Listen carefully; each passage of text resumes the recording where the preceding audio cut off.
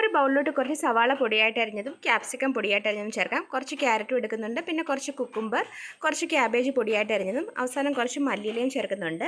പിന്നെ കുറച്ച് ഉപ്പും കുറച്ച് മഞ്ഞൾപ്പൊടിയും കുറച്ച് കുരുമുളക് പൊടിയും ചേർത്ത് എല്ലാം കൂടെ നന്നായിട്ടൊന്ന് മിക്സ് ചെയ്ത് വെക്കാം. എന്നിട്ട് 2 മുട്ട നമുക്ക് അതിലോട്ട് പൊട്ടിച്ചൊഴിക്കാം. മുട്ട ഒഴിച്ചിട്ട് എല്ലാം കൂടെ നന്നായിട്ടൊന്ന് മിക്സ് ചെയ്തിട്ട് നമുക്ക് സൈഡിലോട്ട് മാറ്റി വെക്കാം.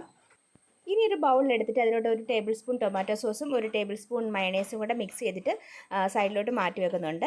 ഇനി നമുക്കൊരു പാൻ എടുക്കാം. അത് അടുപ്പത്ത് വെച്ചിട്ട് ചൂടായി കഴിയുമ്പോൾ കുറച്ച് നെയ്യ് ഒന്ന് ഒഴിച്ചു കൊടുക്കാം. എന്നിട്ട് നമ്മുടെ മുട്ടയുടെ മിക്സ് അതിലോട്ട് ഒഴിച്ചു കൊടുക്കണം. എന്നിട്ട് സാൻഡ്വിച്ചിൻ്റെ ഷേപ്പിലൊരു സ്ക്വയർ ഷേപ്പിലാണ് മുട്ട പൊരിച്ചെടുക്കുന്നത്.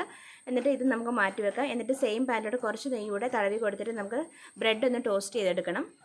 ബ്രെഡിൻ്റെ 2 വശം നന്നായിട്ട് മുരിഞ്ഞ് കഴിയുമ്പോൾ നമുക്ക് സോസ് അതിലോട്ട് അപ്ലൈ ചെയ്ത് കൊടുക്കാം. എന്നിട്ട് നമ്മുടെ മുട്ട പാറ്റിയും അതിലോട്ട് എടുത്ത് വെച്ചിട്ട് മറ്റേ ബ്രെഡിലും നമുക്ക് സോസ് അപ്ലൈ ചെയ്ത് കൊടുത്തിട്ട് ഈ ബ്രെഡ് എടുത്തുകൊണ്ട് ഇത് മൂടി കൊടുക്കാം. അപ്പോൾ നമ്മുടെ ഹെൽത്തി സാൻഡ്വിച്ച് ഇവിടെ റെഡിയാണ്. എല്ലാവരും ഒന്ന് ട്രൈ ചെയ്ത് നോക്കണം.